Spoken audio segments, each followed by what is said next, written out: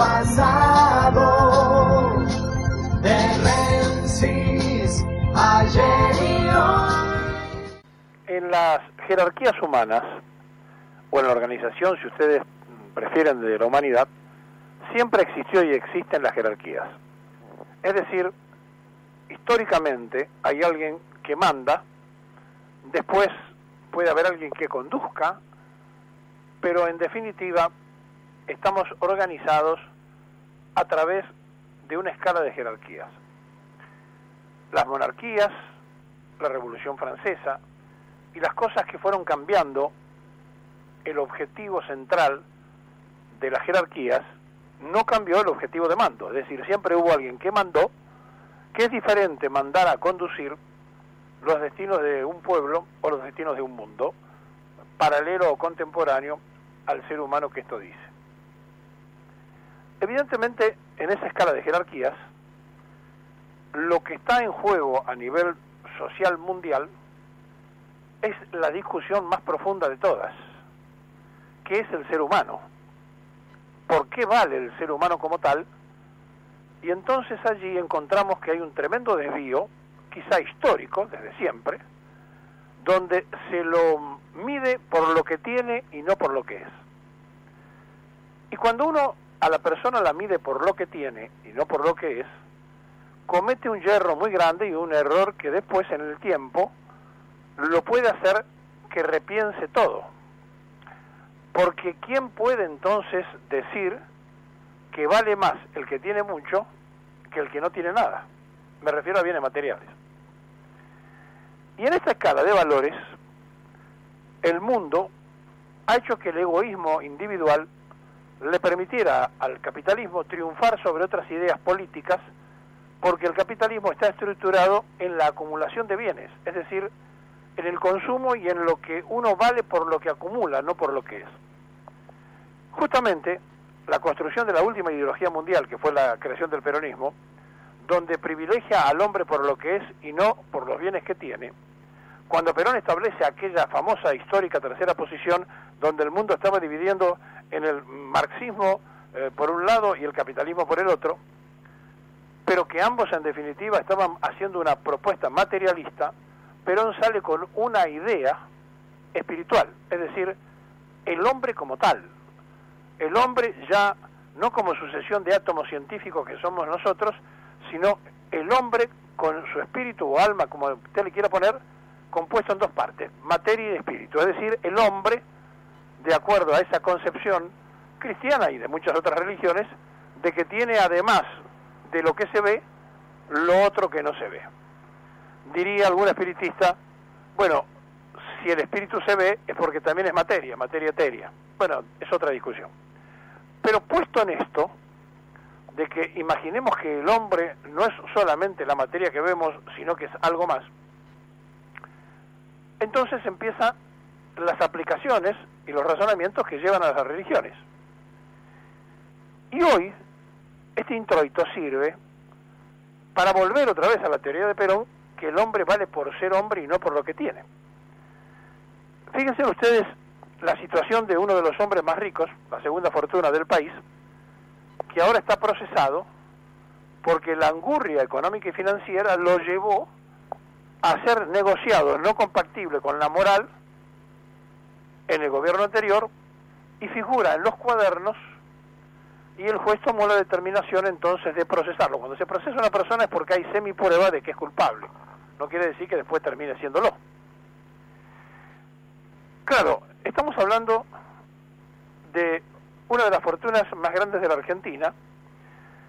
Cuando uno se para frente a esto, tiene que ir a la revista Forbes, que en el año 2014 dijo que Paolo Roca era el segundo argentino más rico del mundo y que el 254 en el escalafón de fortunas mundiales. Es decir, está procesado por angurria económica un hombre que está dentro de las 250 personas más ricas del mundo. Por aquello de que el hombre vale por lo que tiene y no por lo que es, Paolo Roca parecería que quiso seguir teniendo más de lo que tiene y no le importó como no le importa a la mayoría de los que se manejan en el capitalismo, romper cualquier ley de la gravedad y de la organización. Bueno, esta revista Forex, cuando hablaba de que era el segundo argentino más rico del mundo, con un patrimonio de 5.800 millones de dólares en el año 2014, tiene mucho más ahora. En el 2016, el CEO del grupo empresarial, Paolo Rocca, se encontraba entre los 500 más ricos del mundo con 11.800 millones de dólares. Es decir, la depreciación del peso argentino lo debe haber perjudicado, pobre muchacho. Bueno, ¿quién es? Porque a lo mejor muchos de los que están escuchando no tienen la menor idea de qué estoy hablando. Paolo Rocca, que fue procesado por el caso de los cuadernos de las coimas durante la gestión anterior, por el juez federal Claudio Bonadío, junto con él, el empresario Marcelo Midling fue beneficiado con la falta de mérito, porque no pudieron comprobar las coimas que pagó Midling, pero no las pudieron comprobar. Entonces, como no las pudieron comprobar, la de Techin sí se pudieron comprobar, a uno lo procesan y al otro lo dejan libre. Midling es el más beneficiado de los negocios del actual gobierno de Macri. Paolo Rocca, el CEO de Techin, uno de los empresarios más importantes de nuestro país, que fue procesado por la causa que todos conocemos de los cuadernos, que se inició a mitad del año en curso. En la investigación quedó corroborado el pago de coimas por parte de la empresa Techin al exfuncionario del kirchnerismo para solucionar la situación de la empresa Sidor en Venezuela, un negocio que vinculaba al kirchnerismo, a Chávez, y al momento donde Chávez nacionalizaba los negocios de Techin en Venezuela, y ahí apareció entonces la intermediación de funcionarios del gobierno anterior, y está probado que recibieron coimas. Bueno, ya estaba procesado en la causa, no sé si ustedes se acordarán, Luis Benaza, director de la compañía, a quien Rocca lo había puesto a él como el responsable por el pago de las coimas al gobierno anterior, para que intercediera ante el gobierno de Hugo Chávez por la estatización de la empresa Sidor, que pertenecía al grupo Techin en Venezuela. En su declaración indagatoria, Paolo Rocca había dicho: con referencia a esta imputación, yo no estuve involucrado en los pagos a los cuales se me ha hecho referencia, ni los autoricé, ni estuve en conocimiento de los mismos hasta que surgieron en la prensa en las últimas semanas. O sea, trató de decir que era absolutamente inocente de que su empresa había pagado coimas y mandó al frente a su máximo hombre de confianza, que estaba detenido. En la misma resolución en la que se procesó a Rocca, el juez les amplió sus procesamientos por varios hechos nuevos a los funcionarios kirchneristas Julio De Vido, José María Olazagasti, Roberto Barata, Hernán Camilo Gómez y Nelson Lazarte. Además, Bonadío procesó al ex jefe de gabinete, Juan Manuel Abalbedina, y a su ex secretario privado, Martín Larraburu, quienes admitieron haber recibido dinero de la recaudación ilegal aportada del Ministerio de Planificación para la autorización en las campañas electorales. El embargo de 4.000 millones de pesos también se le aplicó a Val Medina y a otros procesados, entre quienes se encuentran Alberto Podán, Rubén Aranda, en tanto Claudio de la Saleta fue procesado, pero le trabaron un embargo por una cifra menor. En la misma resolución en la que se procesó a Rocca, el juez determinó que no hay mérito para procesar ni sobreseer a otro de los empresarios más importantes del país, el hombre que más negocio ha hecho durante la época del macrismo, Marcelo Midling. El juez consideró que no se puede probar que haya pagado coimas y se le dictó falta de mérito. Determinó lo mismo para otros indagados en la causa: Raúl Ibarra, Santiago Moresco, Miguel Ángel Marconi, Guillermo Procopti. Con esta resolución, Bonadío cierra la primera etapa del caso de los cuadernos, que se inició el 31 de julio. Es decir, como no pudieron probar lo que figuraba en los cuadernos, no los puede condenar, pero está probado el soborno de Techin. Y entonces, ¿de qué estamos hablando? Estamos hablando de un negocio donde, de alguna manera, hay que entenderlo, tiene una tremenda repercusión mundial esta determinación del procesamiento, porque Paolo Roca es el presidente de la Wall Street Association, que es la cámara que nuclea al sector del acero a nivel mundial, y es miembro del directorio del antiguamente llamado Instituto Latinoamericano del Hierro y del Acero, que desde noviembre del 2011 se llama ahora Al-Acero. Forma parte del Consejo Asesor del Sector Privado del BID, del Banco Interamericano de Desarrollo, y del Comité Asesor Internacional del NISE. Realizó un posgrado en Desarrollo General en la Universidad de Harvard, en los Estados Unidos, y en el 2004, en el marco del Foro Argentino México Visión y Perspectiva, fue premiado con la Orden Mexicana del Águila Azteca. En el 2008 fue reconocido por la Fundación Conex de la Argentina con el premio Conex de platino, en el mismo momento que estaba pagando coima, ¿no?, en reconocimiento de su trayectoria como empresario de la industria. En el 2011 fue elegido por la Asociación de Fabricantes de Acero de los Estados Unidos como el Hombre del Año. En el 2013, la Escuela de Negocios de la Universidad de Columbia homenajó a Paolo Roca con la Deming Cup, un reconocimiento por el impacto a su liderazgo en las empresas, etcétera, etcétera, etcétera. Un largo currículum de premios de una de las fortunas más importantes de la Argentina, de las empresas del grupo Techin, que entre otras cosas, la compañía tiene operaciones en diversos países del mundo, es la empresa argentina, digamos, que más se ha desarrollado afuera, con líderes globales y regionales en sus sectores, con profundas raíces en las comunidades en las que opera. Digamos, a ver, tenemos entonces, por un lado Techin, por el otro lado Tenaris, que es productor y proveedor líder a nivel global de tubos de acero y de servicios para la industria energética mundial, así como para ciertas aplicaciones industriales. Ternium, que es la empresa líder de Latinoamérica que elabora y procesa un amplio rango de productos de acero con la más alta tecnología, con operaciones industriales en 6 países del continente. Techin Ingeniería y Construcción, la compañía provee a nivel global servicios de ingeniería, suministro, construcciones, operaciones, gestión de proyectos, etcétera. Tecnova, un socio global para las soluciones innovadoras, confiables y sustentables en la industria de los metales, la minería y la ayuda de reducciones de costos en este negocio. Tecpetrol, una empresa de explotación y producción de petróleo y de gas que a su vez promueve y opera redes de transmisión y distribución de gas natural de la América Latina. Humanitas, red de hospitales en Italia orientados a la investigación con una gestión focalizada en el paciente y en el uso de sistemas integrados de tecnología de alta generación. Fundación Técnica Internacional, que se denomina Techin por su abreviación telegráfica, se fundó en el año 1945 como compañía internacional. El fundador fue Agostino Roca, ingeniero, gerente y empresario innovador y una fuerza clave en el desarrollo de la industria metalúrgica italiana en los años 30. En los años 50 vinieron para la Argentina.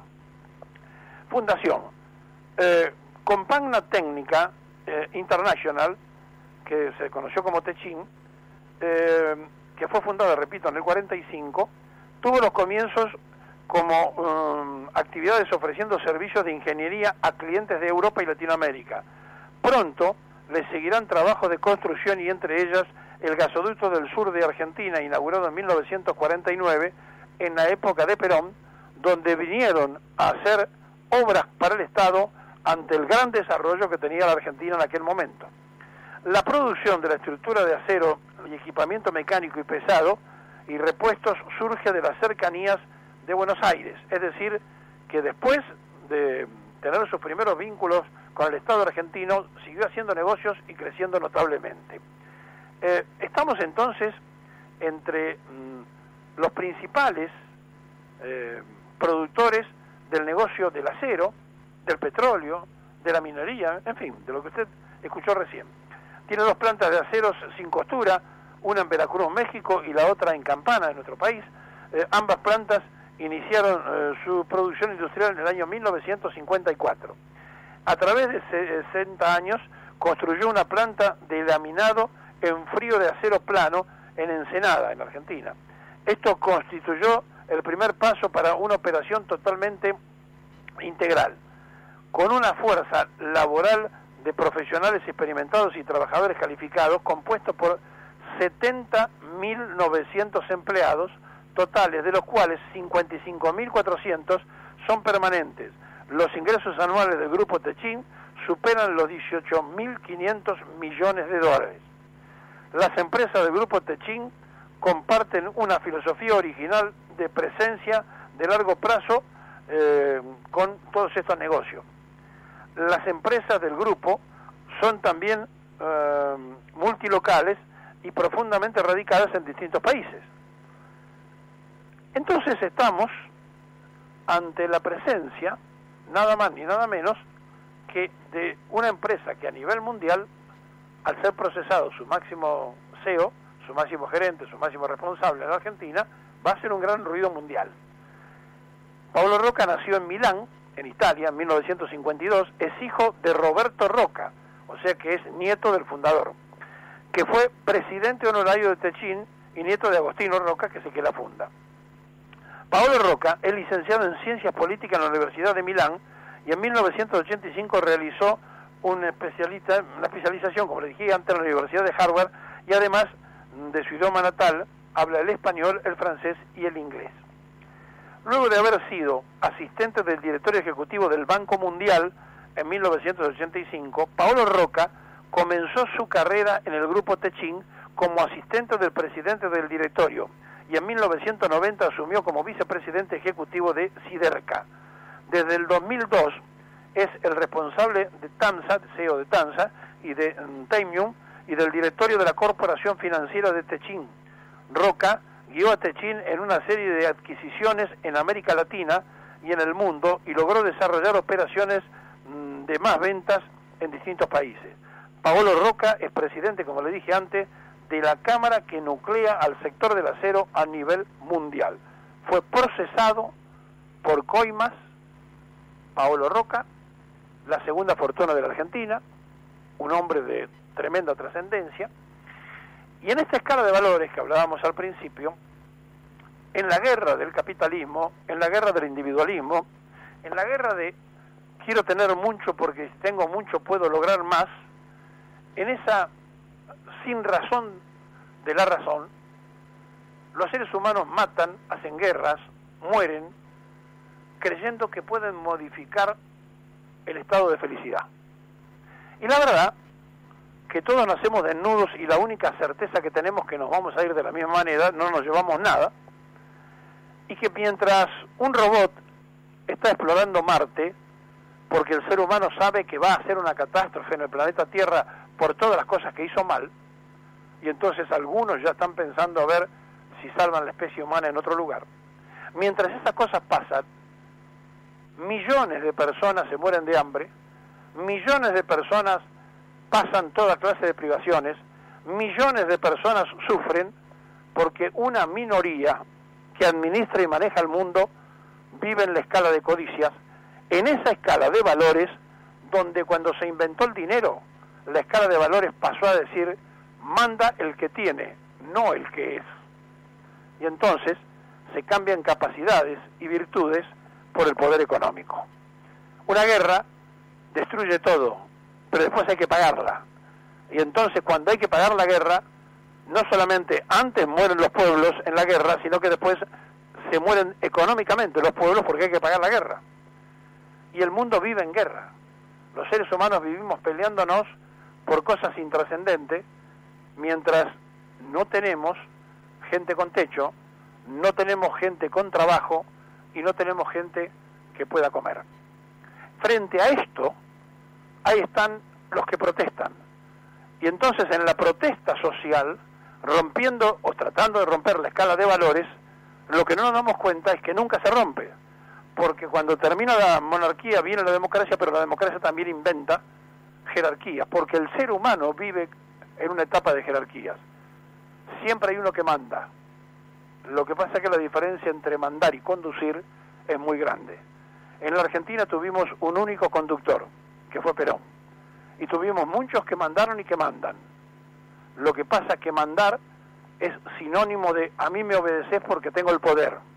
Conducir es persuadir, convencer y construir la concepción que uno tiene en la cabeza para que venga de abajo para arriba y se la planteen a uno y no quede uno como el único creador de esa idea, aunque haya sido en el fondo el verdadero dueño del pensamiento. Por eso, a esta altura, cuando uno de los máximos hombres de millones de la Argentina está preso, está procesado y puede terminar preso, y mientras otros se muestran en las contrascumbres contra el fondo y protestan, el mundo ha perdido el objetivo central. El ser humano vale por lo que es y no por lo que tiene. Paolo Roca, te lo recordamos a cada rato, vale el ser humano por lo que es y no por lo que tiene.